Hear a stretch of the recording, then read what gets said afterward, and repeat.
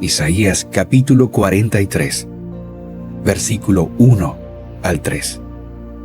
Pero ahora, así dice el Señor, el que te creó, Jacob, el que te formó, Israel.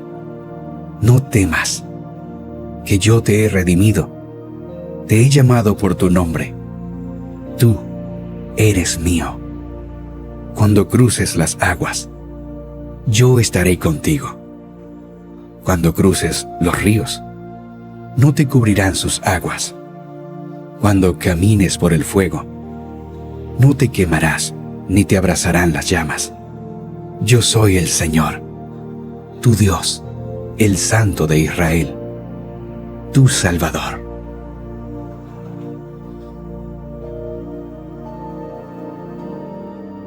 Isaías, capítulo 54, versículo 10.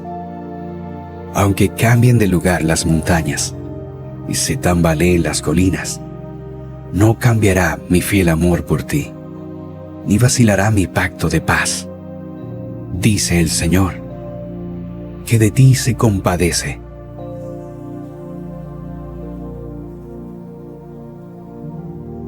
Isaías, capítulo 54, versículo 13 al 14.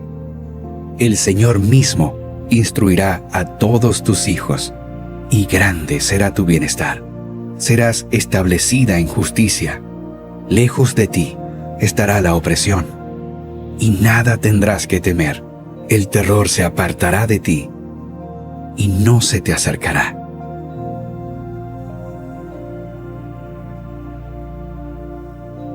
Isaías, capítulo 54, versículo 17. No prevalecerá ninguna arma que se forje contra ti. Toda lengua que te acuse será refutada. Esta es la herencia de los siervos del Señor, la justicia que de mí procede, afirma el Señor.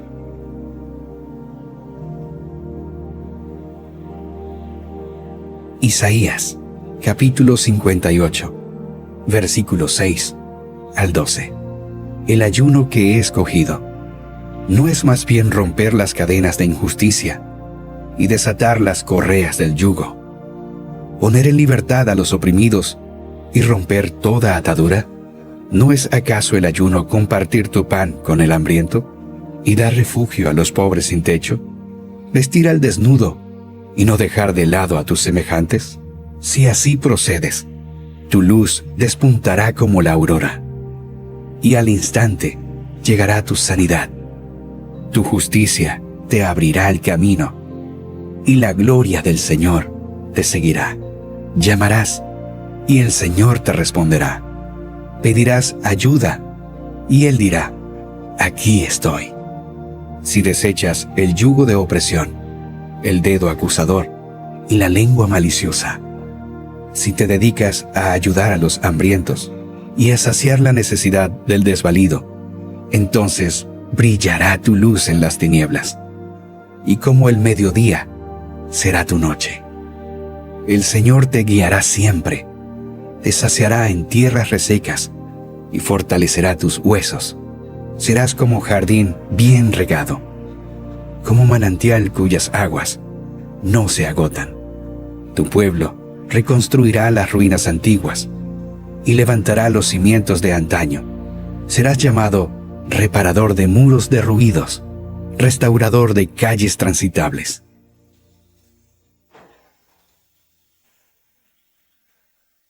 Santiago, capítulo 1, versículo 2 al 5.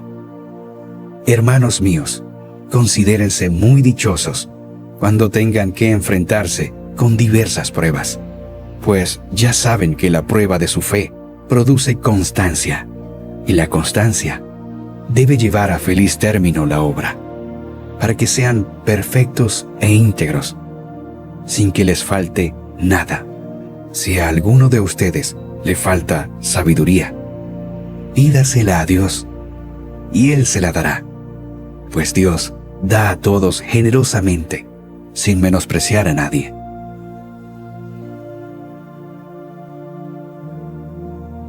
Santiago, capítulo 4, versículos 7 al 8 y versículo 10. Así que sométanse a Dios, resistan al diablo, y Él huirá de ustedes. Acérquense a Dios, y Él se acercará a ustedes. Humíllense delante del Señor, y Él los exaltará.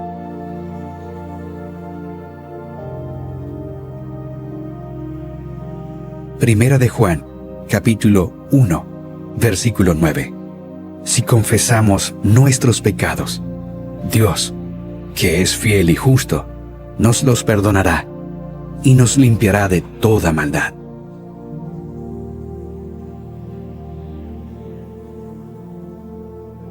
Segunda de Crónicas, capítulo 7, versículo 14 al 16.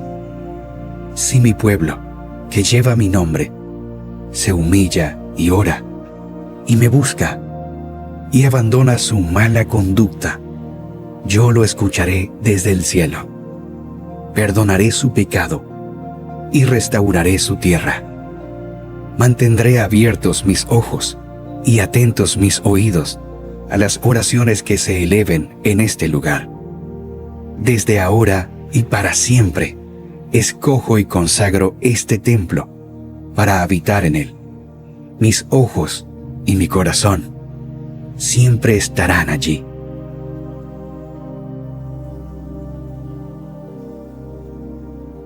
Deuteronomio, capítulo 31, versículos 6 al 8. Sean fuertes y valientes. No teman ni se asusten ante esas naciones, pues el Señor su Dios siempre los acompañará. Nunca los dejará ni los abandonará. Llamó entonces Moisés a Josué, y en presencia de todo Israel le dijo: Sé fuerte y valiente, porque tú entrarás con este pueblo al territorio que el Señor juró darles a sus antepasados. Tú harás que ellos tomen posesión de su herencia. El Señor mismo marchará al frente de ti y estará contigo. Nunca te dejará ni te abandonará. No temas ni te desanimes.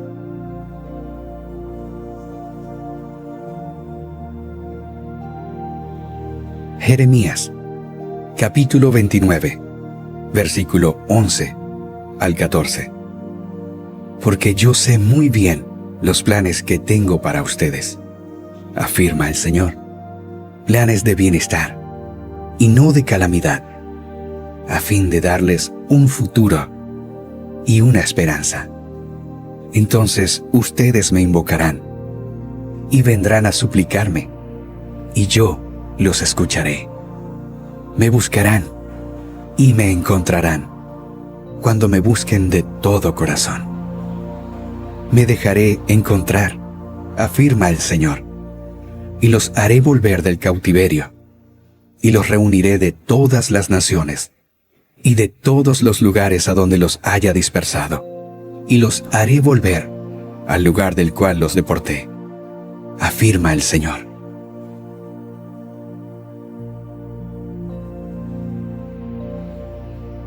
Juan, capítulo 3, versículo 16 al 17. Porque tanto amó Dios al mundo, que dio a su Hijo unigénito, para que todo el que cree en Él no se pierda, sino que tenga vida eterna. Dios no envió a su Hijo al mundo para condenar al mundo, sino para salvarlo por medio de Él.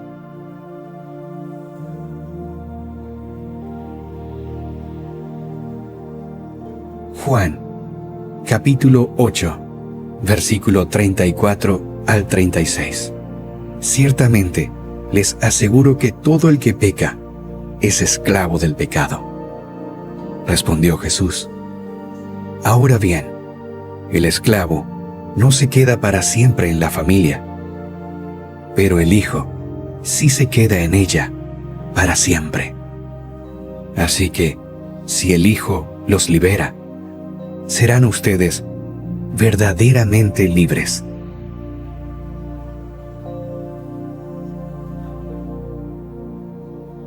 Malaquías, capítulo 3, versículo 10 al 12. Traigan íntegro el diezmo para los fondos del templo. Y así habrá alimento en mi casa. Pruébenme en esto, dice el Señor Todopoderoso, y vean si no abro las compuertas del cielo y derramo sobre ustedes bendición hasta que sobreabunde. Exterminaré a la langosta para que no arruine sus cultivos y las vides en los campos no pierdan su fruto, dice el Señor Todopoderoso.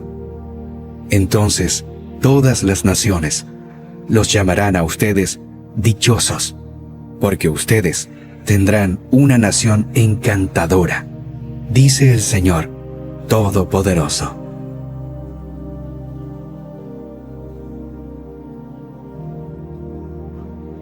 Marcos, capítulo 11, versículo 22 al 25. Tengan fe en Dios, respondió Jesús. Les aseguro que si alguno le dice a este monte, quítate de ahí y tírate al mar, creyendo, sin abrigar la menor duda, de que lo que dice sucederá, lo obtendrá. Por eso les digo, crean que ya han recibido todo lo que estén pidiendo en oración, y lo obtendrán. Y cuando estén orando, si tienen algo contra alguien, perdónenlo, para que también su Padre, que está en el cielo, les perdone a ustedes sus pecados.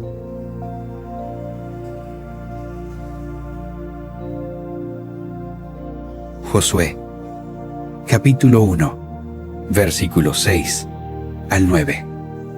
Sé fuerte y valiente, porque tú harás que este pueblo herede la tierra que les prometí a sus antepasados. Solo te pido que tengas mucho valor y firmeza para obedecer toda la ley que mi siervo Moisés te ordenó. No te apartes de ella para nada. Solo así tendrás éxito donde quiera que vayas. Recita siempre el libro de la ley y medita en él de día y de noche. Cumple con cuidado todo lo que en él está escrito. Así prosperarás y tendrás éxito. Ya te lo he ordenado. Sé fuerte y valiente. No tengas miedo ni te desanimes, porque el Señor tu Dios te acompañará donde quiera que vayas.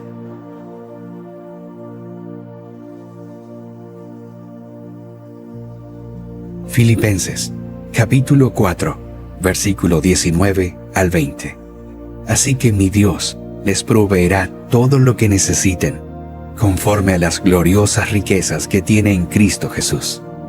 A nuestro Dios y Padre, sea la gloria por los siglos de los siglos. Amén.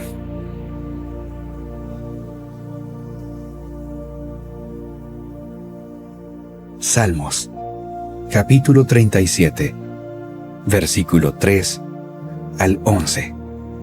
Confía en el Señor y haz el bien. Establécete en la tierra y mantente fiel. Deleítate en el Señor, y Él te concederá los deseos de tu corazón. Encomienda al Señor tu camino. Confía en Él, y Él actuará. Hará que tu justicia resplandezca como el alba, tu justa causa como el sol de mediodía. Guarda silencio ante el Señor y espera en Él con paciencia. No te irrites ante el éxito de otros, de los que maquinan planes malvados. Refrena tu enojo, abandona la ira.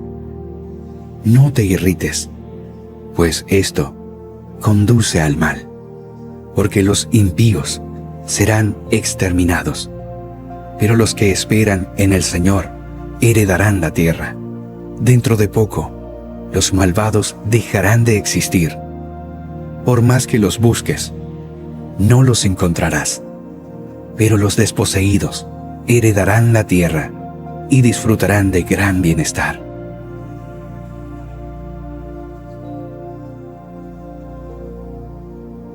Salmos, capítulo 50, versículo 14 al 15. Ofrece a Dios tu gratitud. Cumple tus promesas al Altísimo. Invócame en el día de la angustia. Yo te libraré, y tú me honrarás.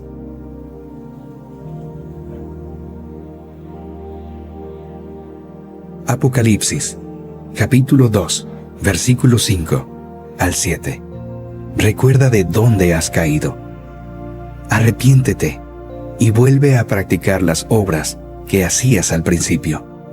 Si no te arrepientes, iré y quitaré de su lugar tu candelabro.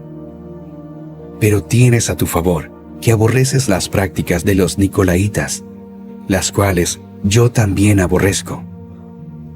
El que tenga oídos, que oiga lo que el Espíritu dice a las iglesias. Al que salga vencedor, le daré el derecho a comer del árbol de la vida, que está en el paraíso de Dios.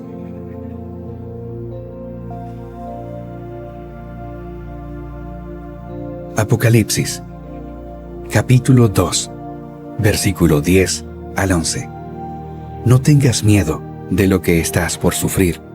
Te advierto que a algunos de ustedes el diablo los meterá en la cárcel para ponerlos a prueba y sufrirán persecución durante 10 días. Sé fiel hasta la muerte y yo te daré la corona de la vida. El que tenga oídos, que oiga lo que el Espíritu dice a las iglesias. El que salga vencedor no sufrirá daño alguno de la segunda muerte.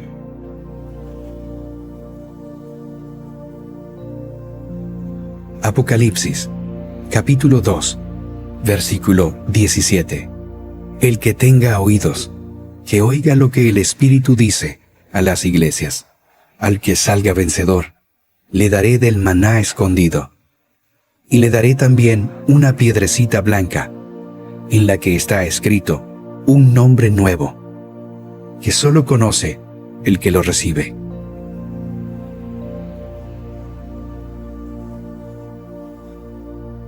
Apocalipsis, capítulo 2, versículo 26 al 29.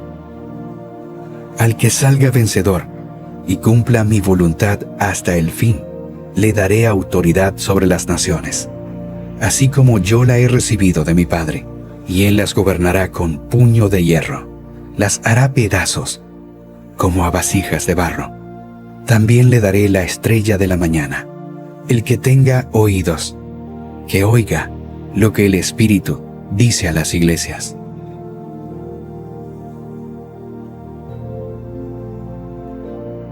Apocalipsis, capítulo 3, versículos 5 al 6. El que salga vencedor se vestirá de blanco.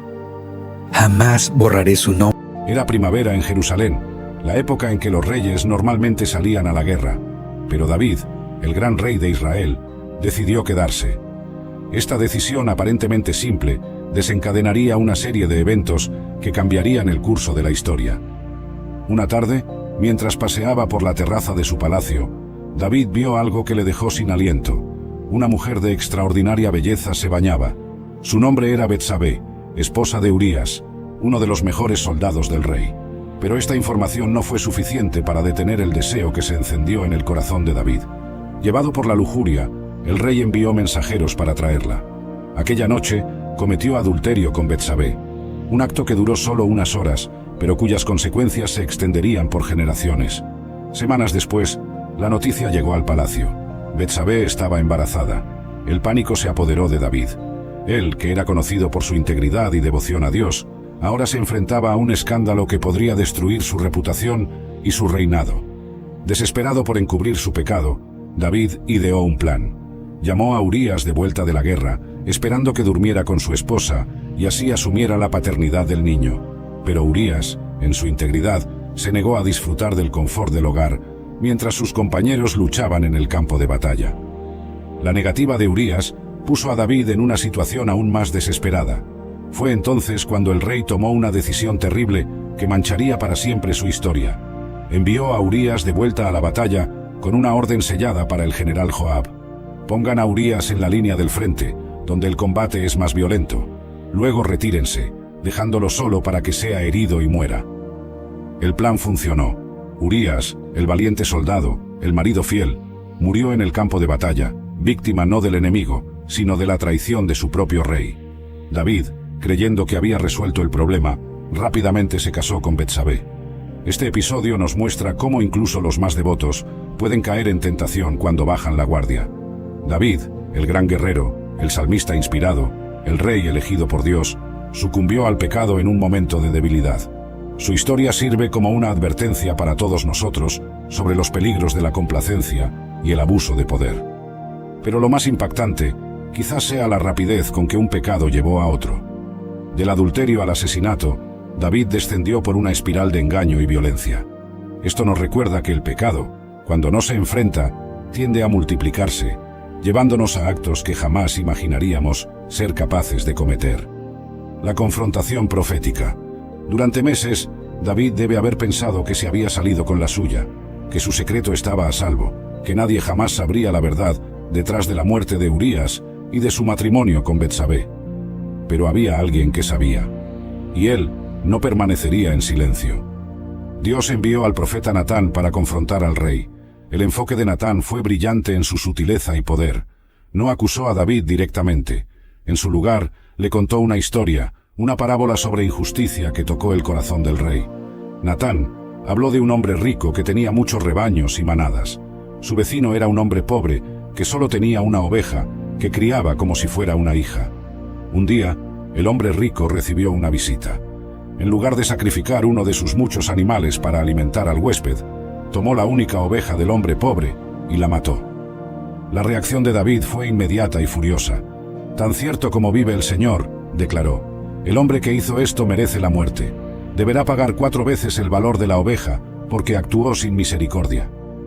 Fue en ese momento que Natán lanzó la frase que debe haber golpeado a David como un rayo. «Tú eres ese hombre». En pocos segundos, todo el esquema cuidadosamente construido por David se derrumbó. Sus acciones fueron expuestas, no solo ante el profeta, sino ante Dios. El rey, que momentos antes estaba listo para condenar a un hombre hipotético por un crimen menor, ahora se veía confrontado con sus propios pecados, mucho más graves. La reacción de David a esta confrontación revela mucho sobre su carácter.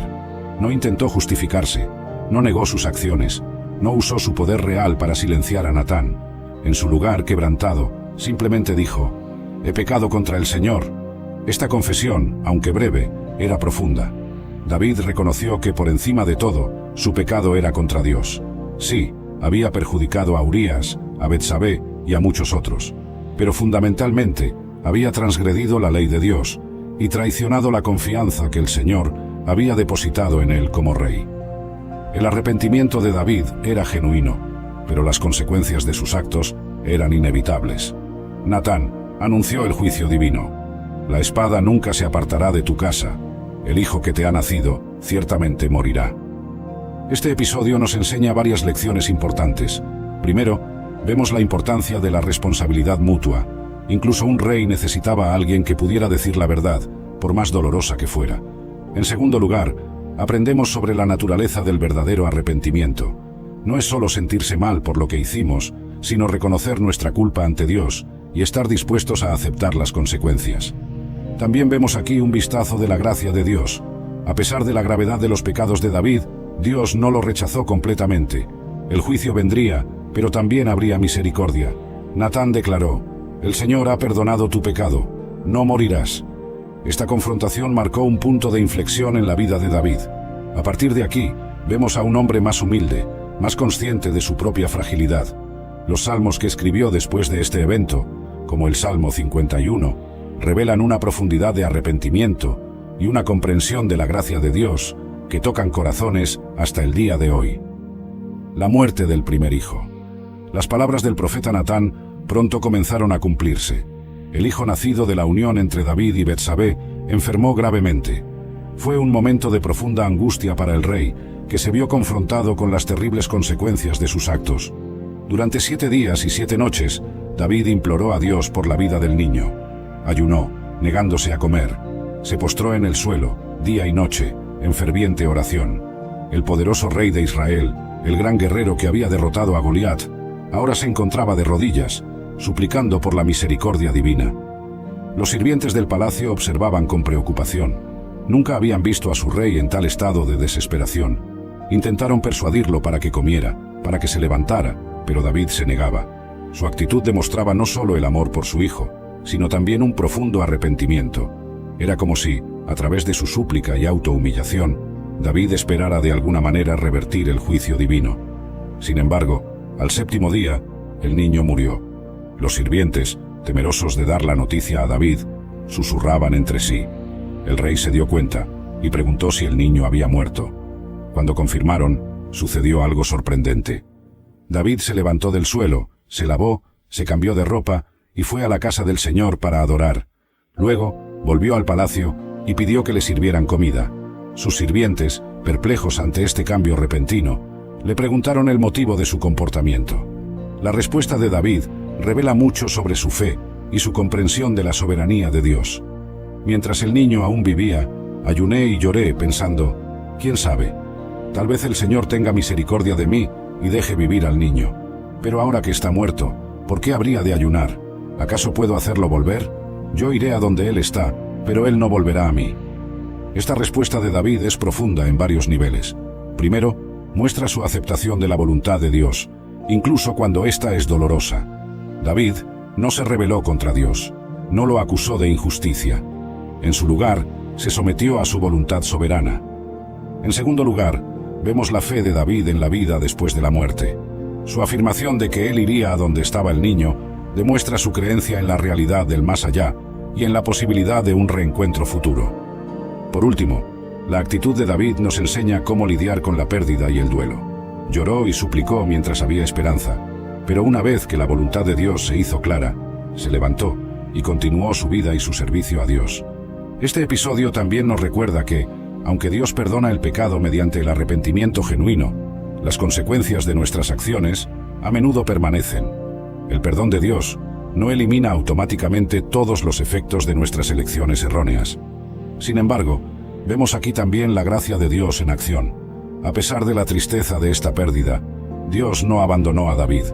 El rey continuó siendo el elegido de Dios, y como veremos, Dios aún tenía planes maravillosos para su vida y su legado. Esta historia nos desafía a confiar en Dios, incluso en las circunstancias más difíciles, a aceptar su voluntad, incluso cuando no la comprendemos completamente, y a continuar adorándolo y sirviéndole incluso en medio del dolor y la pérdida. El nacimiento de Salomón. Muchos podrían pensar que la historia de David y Betsabé terminaría con la tragedia de la muerte de su primer hijo, un caso extramarital que resultó en muerte y luto.